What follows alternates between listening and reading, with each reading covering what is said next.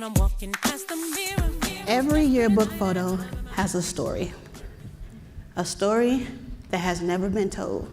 And today, I'm going to tell you mine. When I was little, I grew up with a lot of cousins. And I loved when we went to Magic Mountain, Wild Rivers, and Mission Beach in San Diego. I did not have a care in the world. I may not have had everything I wanted, but I had everything I needed. Because my mother went to work every single day without fail. And as a matter of fact, she worked for Transamerica in downtown LA, not too far from here.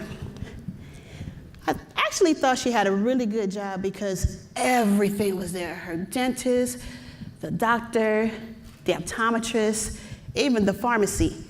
And they always had events for the employees' families, such as carnivals and Christmas parties that my sister and I went to. And I know y'all saying that clown looks really creepy. But what's even more creepier is why is Santa looking at me like that? I'm just saying.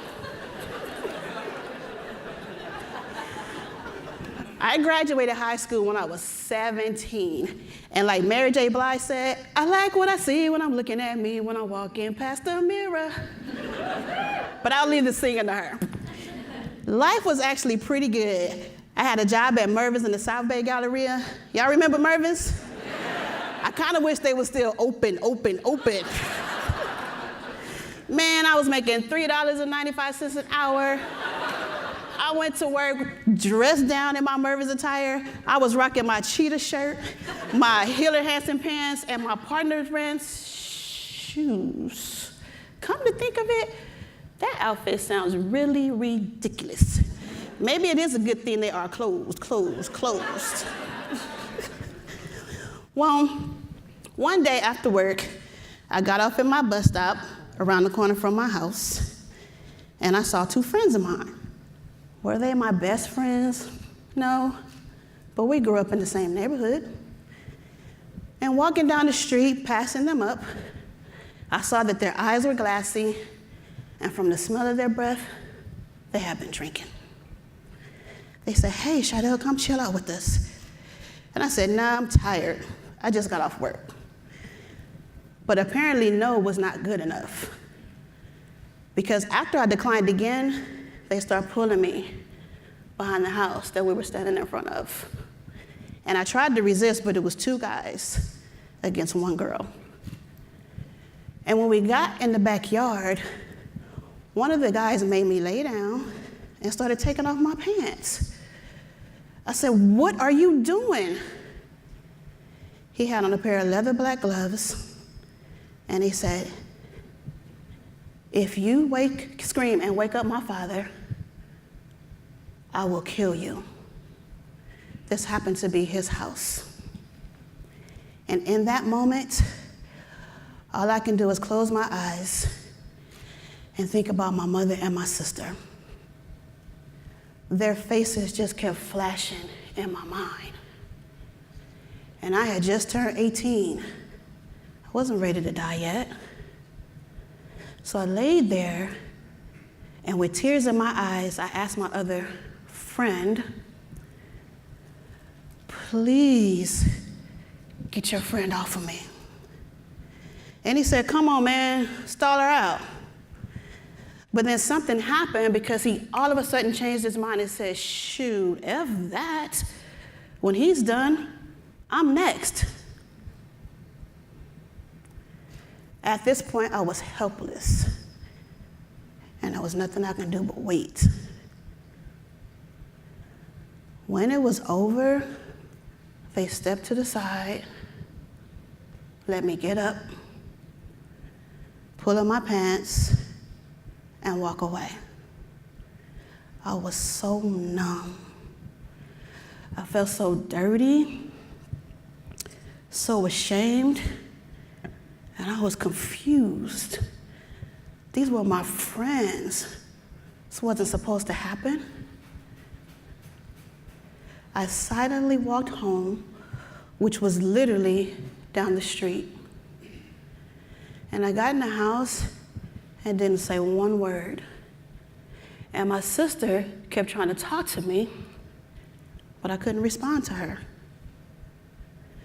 Till eventually, because she kept bugging the heck out of me like younger siblings do, I said, Leslie, I was raped.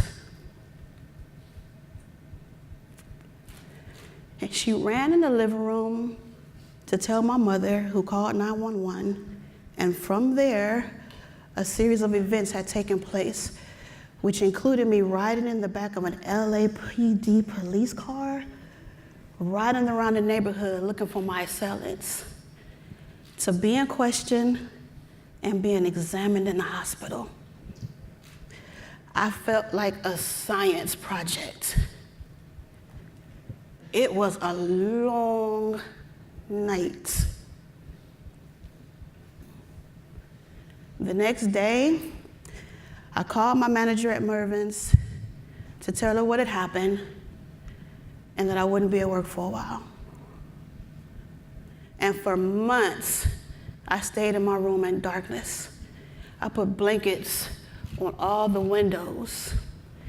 I didn't want to see or be around anybody. I didn't want to eat. I didn't want to watch TV. And I didn't want to talk on the phone. What 18-year-old do you know doesn't want to talk on the phone? After a while, I said, I gotta get out of this house. I haven't seen sunlight in a long time. So I decided to walk around the corner to the store, different corner, and I said, wow, it's pretty nice out here. On the way back, I turned the corner, bam, I run into one of my rapists. And we are standing here looking at each other eye to eye. And I was frozen. I couldn't move. And do you know what he had the nerve to say to me? Not I'm sorry, not I was drinking, none of that. He looked me in the eye like he did that night, and he said, you're not gonna press charges on me, are you? I was stunned, and I couldn't move, because now I'm traumatized all over again. So I walk home, and a couple of weeks later, it's time for me to go back to work. And apparently the females at the job knew what happened, because as I'm straightening the clothes on the racks, they came to me in disbelief, asking, you got raped? Really? How? As if I wasn't good enough, or cute enough, or pretty enough to be raped. And I was mad as hell, because what justifies being good enough to be raped? These were those mean girls before the movie came out. They were. And it was just too much. I couldn't take it anymore, so I quit. And I thought not being around those mean girls would suppress the memory of me being raped, until I saw that movie, The Accused. And seeing Jodie Foster get attacked on that pool table was too much for me. I had to stop the tape. DVDs weren't a thing yet. And they say time heals all wounds. I beg to differ. Because even when the movie Straight Outta Compton came out, and seeing Dr. Dre sit on those steps was a trigger for me, because those were the exact same steps that I had to walk on to go testify against him. The trial was at the Compton courthouse. And I said, you know what? You're strong. You can get through this. Then the Me Too movement came out. And although my situation didn't happen in Hollywood, here I am saying, dang, hashtag Me Too. What that made me realize is that I've been holding on to this story for 3 decades. And you know what? It hurts. It never stops hurting. But hearing all those Me Too stories let me know that I am not alone anymore. You see, there was no Me Too movement when I was raped. This has been going on for centuries, and women have never said anything because of the pain, the shame, the embarrassment, and unfortunately, the blame.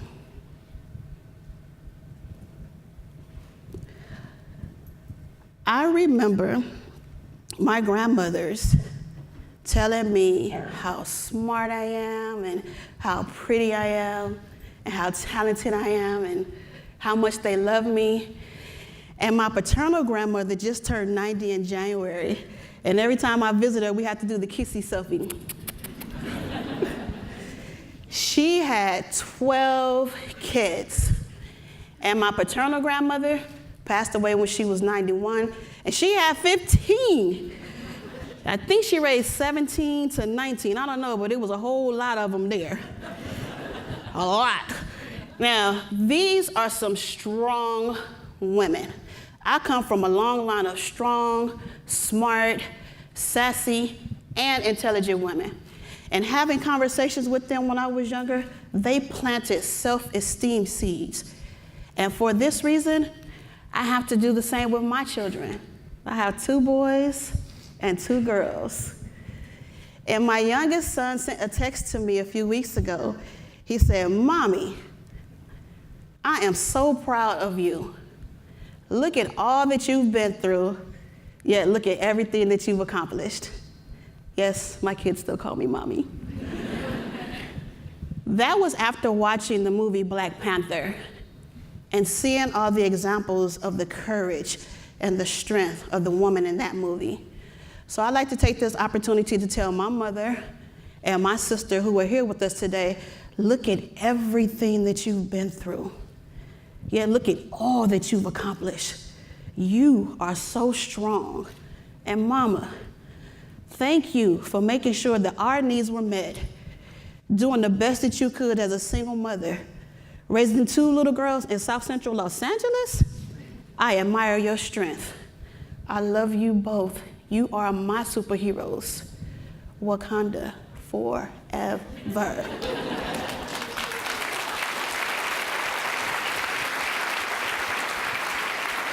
Thank you.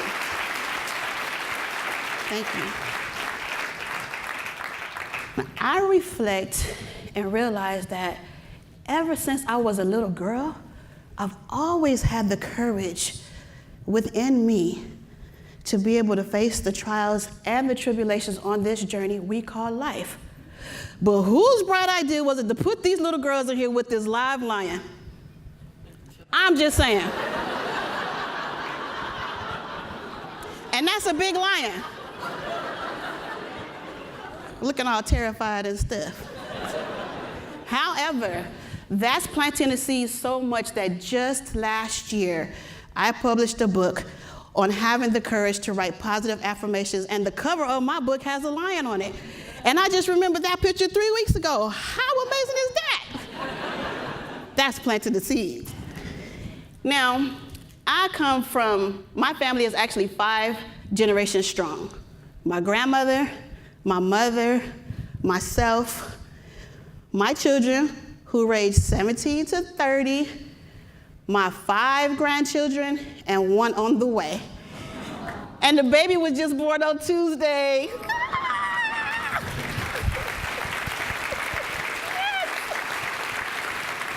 Yes, yes, yes, I am that old. And I know y'all out there whispering. Y'all out there whispering to each other, dang, when did she start having kids? When she was 10? It's okay, because I get that all the time.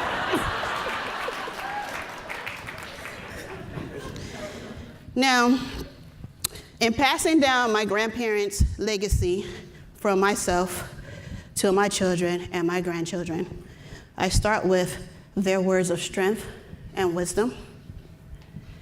Today's story, my book, and this poem.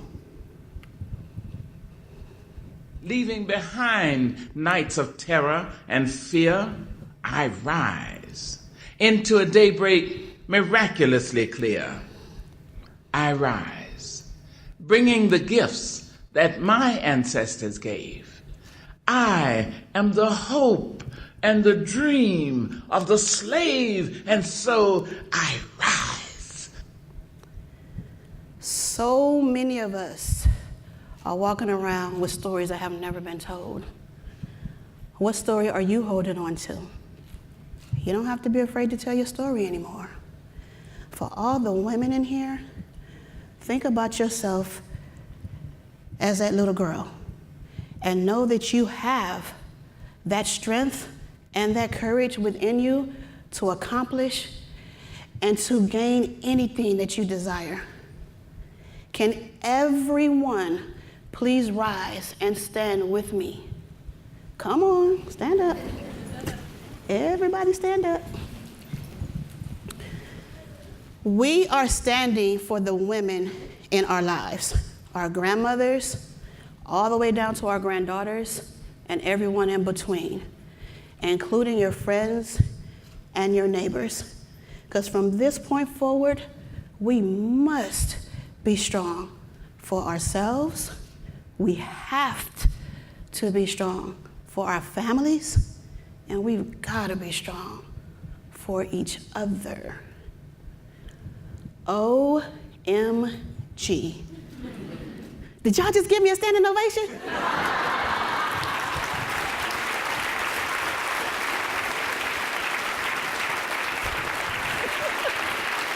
Thank you. Thank you. Thank you. In all seriousness, I hope that what I said to you today and sharing my story, because I literally bared my soul to the whole world, and I'm hoping that it inspired you and it encourages you to be there for someone else. Thank you.